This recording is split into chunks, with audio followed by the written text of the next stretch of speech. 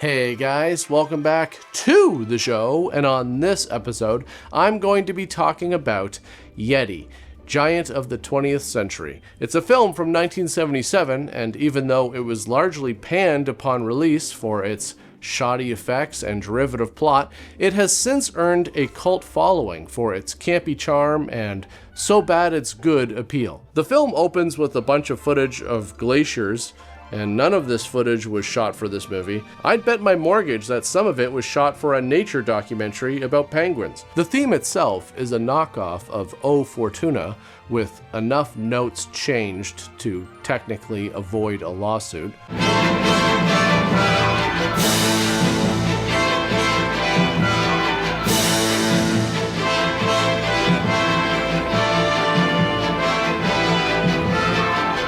We are then introduced to Morgan Hunnicut, a wealthy industrialist with the energy of a man who just discovered both capitalism and lunch. Anyways, he needs Professor Henry Waterman to lead an expedition in the Canadian Arctic, so he pays him a visit. But this guy is like a billionaire, which means that he can't do anything normal, like sitting inside of a helicopter. No, he would rather sit on what appears to be a fully upholstered couch that dangles from a cable beneath the helicopter. No seatbelt, no railing, just vibes and a death wish. So he's like, "Come on, Henry, my grandkids would love to see you." And Henry's like, "Okay, fine, I'll go on your stupid expedition." On the coast of Newfoundland, we get our first look at the frozen Yeti. He's entombed in a colossal block of ice that appears to have been constructed from fiberglass and wishful thinking. They got a bunch of guys with flamethrowers just blasting this thing, which, if you didn't know, is the typical scientific method for thawing out a priceless prehistoric creature. So these are Hunnicut's grandkids, Jane and Herbie. Herbie was in the same plane accident which killed their parents, and he hasn't spoken a word since. Anyways, the two of them watch all of this from about 15 feet away, because child safety regulations in 1977 were, shall we say, relaxed. So Waterman tells Hunnicut that the creature is a Yeti.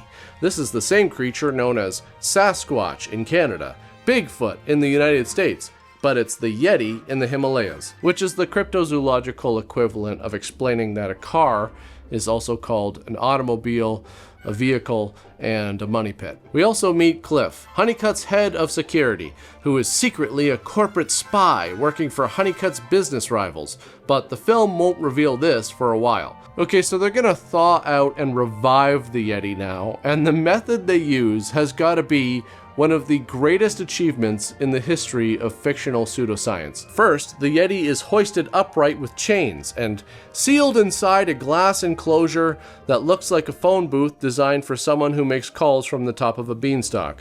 Then the whole apparatus is airlifted by a helicopter to somewhere between 5,000 and 10,000 feet. Why? Because according to Waterman, the atmospheric conditions at that altitude replicate the Himalayan environment from millions of years ago. And I'm not going to argue that because who the knows. Anyways, after a while of hosing him down and pumping enriched oxygen into the enclosure, the Yeti wakes up and starts freaking out because, I mean, who wouldn't? So I guess he's shaking the cage so much that they start to lose control of the helicopter. So they decide to release the knockout gas into the chamber. But it doesn't work because, wait for it, somebody left a window open. Yeah, on the giant monster cage that they built specifically to contain a giant monster, someone forgot to close the window. So they close the window, the gas works, and they're able to land so that we can be treated to an ass shot for some reason. And if you've seen the 1976 version of King Kong, you'll know exactly what happens next, because this film copies it with the precision of a student who even wrote down the name of the student they copied their test from. The Yeti, predictably, does not enjoy being the subject of a paparazzi ambush. I mean, he's not even dressed. He smashes out of the glass cage. One of Cliff's security men panics and shoots the Yeti in the hand with a rifle, which accomplishes nothing except making the Yeti even more angry and proving that having armed security at monster unveilings is less useful than a chocolate teapot. In the stampede, Jane and Herbie are knocked unconscious dangerous by fleeing journalists, because of course they are. These two exist in the film primarily to be unconscious in dangerous situations, like human screensavers that activate whenever the plot needs motivation. Then Indio, the collie, does his first Lassie moment of the film. He trots over to the Yeti, barks, and somehow leads him to the unconscious children. The Yeti looks down at them and something clicks in his prehistoric brain. He decides these are his now. The Yeti scoops up both of them in one giant prop hand, a hand that looks like it was constructed from paper mache and the pelts of several unlucky Muppets, and lumbers into the wilderness. Indio follows because Indio is contractually obligated to be in basically every scene. During transport, Jane shifts position and accidentally braces herself against the Yeti's chest, and her hand touches his nipple. And I'm gonna need you to sit down for this part. The filmmakers built a pneumatic prop nipple that inflates on cue. Like, they had to construct this. They had to rig this up. Someone designed it. Someone tested it. I imagine there was a room full of people just watching a rubber nipple inflate and deflate, and they said, yeah, this is what cinema needs. And I don't necessarily disagree. I'm just kind of disappointed that this is the first and last time we will see it in this movie. It never shows up again. It's just a one and done. So it kind of seems like a lot of unrealized potential. So the Yeti looks down at Jane's hand on his chest, he raises his eyebrows, and he smiles. It's the smile of a creature experiencing something it doesn't fully understand, but very much wants to continue experiencing. Jane recoils in horror, which is the only sane reaction available, though leaping from the hand to certain death would have also been acceptable. This scene lasts maybe 10 seconds, and it has been seared into the brain of every bad movie enthusiast on Earth. It is like the Zapruder film of rubber prosthetics, and there's no going back now. I've seen it, you've seen it. We are bound together by this shared trauma, which is kind of cool, actually. You know, it's like we're kind of connected through this. So the Yeti drops them off and then leaves to go fishing, and Jane sees this as their opportunity to escape, but Herbie doesn't want to leave, so Jane says something to him that deserves to be cross-stitched onto a throw pillow. Are you crazy, Herb? Don't you know cannibals are always good to their victims before they eat them? And, I mean, is that true? Like, where did that come from? How do you know this? Is this common knowledge? This is the kind of survival wisdom you acquire by reading exactly one book on cannibals and remembering it wrong. So the Yeti goes fishing. He returns with a normal-sized fish for the children and a tuna the size of a surfboard for himself. They eat together, which the film presents as a heartwarming family dinner rather than the hostage situation it technically is. Then, in a moment of post-dinner tenderness that I am not emotionally equipped to describe, the Yeti picks up the enormous fishbone skeleton left over from his meal and uses it to gently comb Jane's hair. Let me contextualize this. The 1976 version of King Kong has a famous scene where King Kong blow dries Jessica Lange with his breath. It's weird, it's uncomfortable, it's something that exists. And the director of this film probably saw that and thought, well, I can top that. I can make something much more uncomfortable. The Yeti runs this fish skeleton through Jane's hair with the careful attention of a stylist at a high-priced salon. Except instead of a salon, it's a dirt pit. And instead of a comb, it's the skeletal remains of a dead animal. And instead of a stylist, it's a 20-foot hominid who was frozen in a glacier this morning. What follows is one of the greatest montages in exploitation cinema history. We witness Hunnicut's corporate empire transform every product it owns into Yeti-branded merchandise. Gas stations display the slogan, "Put Yeti in your tank." There are Yeti posters, women wear t-shirts with blue handprints across the chest, and "Kiss me Yeti" on the back. Don't understand what the blue hands are supposed to represent. Are these supposed to be the Yeti's hands? Do people want to be groped by the Yeti? What the hell is going on here? People are going crazy over this stuff. And I have to mention, not a single person in this montage has seen the actual Yeti. They're all buying merchandise based off a creature they've only heard about. And that's the most realistic thing in this entire movie. The filmmakers have accidentally created the perfect satire of consumer culture. Okay, so I don't know, somehow they convince the Yeti to get back in the box and they fly him to Toronto. And I have to ask, was this really the safest method to transport him all the way there? Couldn't you just strap him to the top of a bus or something? At least that way you wouldn't run the risk of dropping a giant prehistoric creature onto a populated area. In Toronto, they're throwing a huge festival parade celebration for the Yeti, who swings past in his glass box like the world's worst Thanksgiving Day parade balloon. Obviously, the footage here appears to have been shot for something else and repurposed because the crowd seems far too happy and far too numerous to have been assembled specifically for a film about a man in a partial gorilla suit. Hunnicut's grand plan is to unveil the Yeti on the rooftop of a hotel in front of the assembled media. This is the exact same mistake they made the first time, with the exact same result, because in this film, learning from experience is not an option. The cage opens, the Yeti emerges, people gasp at his junk, flash photography commences, the Yeti loses his mind, and everybody rushes to escape. At one point, he smashes through a wall, even though using the word smashes is pretty generous. The wall appears to be made of the same material as a birthday piñata and offers roughly the equivalent resistance. In the chaos, Jane is swept into an elevator, which the Yeti starts messing with. Jane is left dangling by her fingertips as it hangs over a fatal drop. Now comes the film's single genuinely clever idea.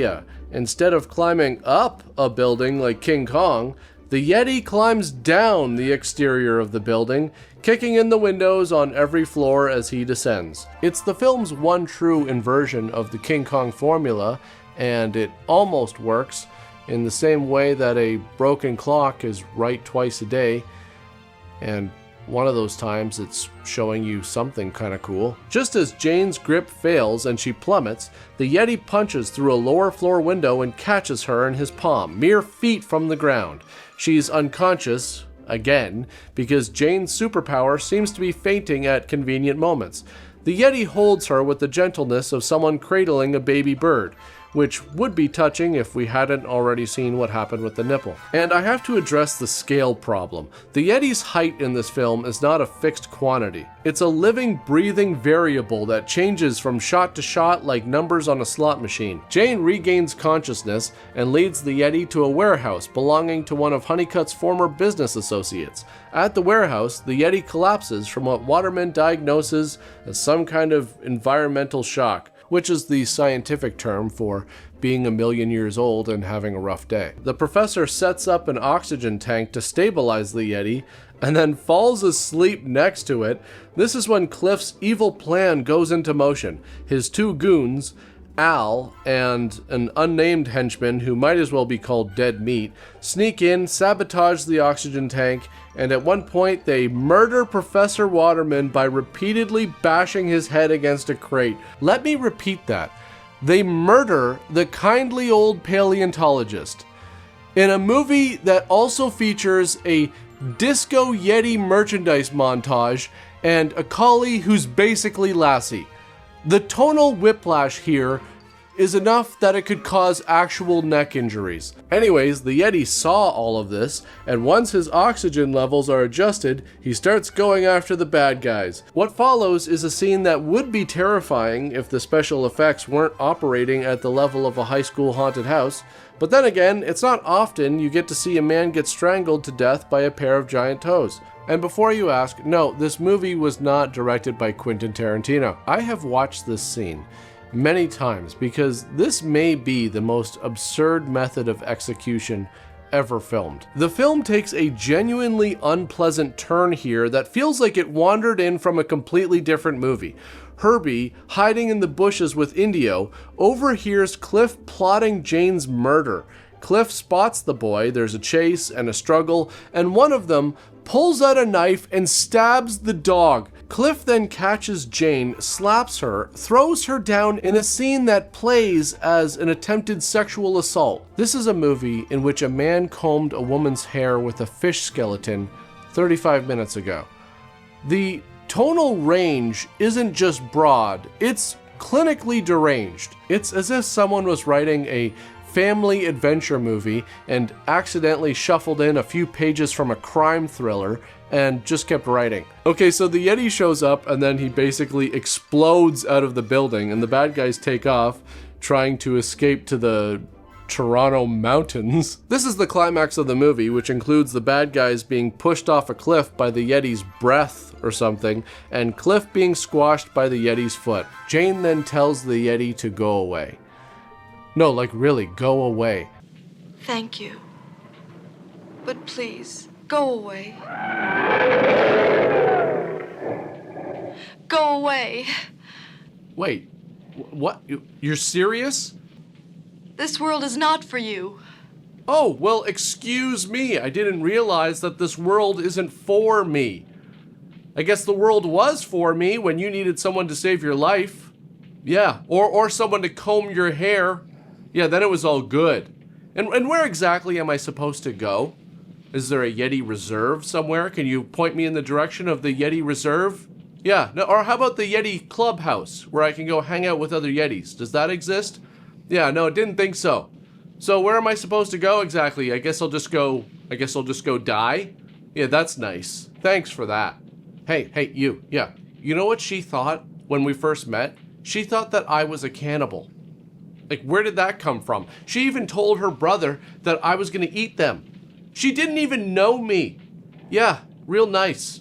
And now you're gonna break up with me in front of everybody? You know what? Fine, I'll leave, but I'm telling everybody that I broke up with you. But then comes my favorite part of this movie. Indio, bloodied but alive, comes running across an open field in the film's final Lassie moment. And I'll admit, despite everything, despite the nipple, despite the fish comb, despite the toe murders, this actually got me a little misty. That collie has been through more than any dog should ever have to endure. And he's still running. He's still showing up. He's pretty much the best actor in the movie. But there's something in this scene which I feel is even more noteworthy than the dog surviving somehow. And it's that Herbie does not miraculously regain the ability to speak. I want to emphasize this. In any other movie of this caliber, the emotional climax would cure the mute child. The power of love, the magic of the Yeti's friendship, something would unlock his voice and he'd say something like goodbye or thank you or please don't ever make me watch this movie. But no, Herbie remains silent. It is the most unexpectedly restrained creative choice in a film that contains a pneumatic nipple, and I really respect it.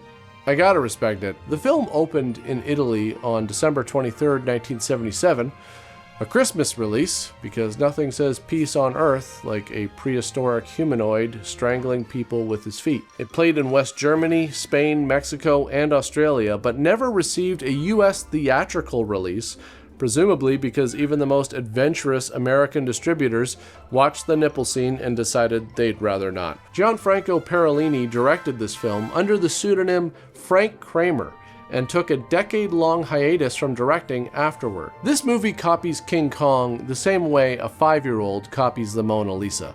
The basic shapes are there, the intent is visible, but the result is so far from the original that it becomes its own wonderful, strange, weird thing. The greedy industrialist, the Beauty and the Beast romance, the city rampage, the building sequence, the tragic ending, every element is present, yet every element feels like it's from a strange, alternate reality.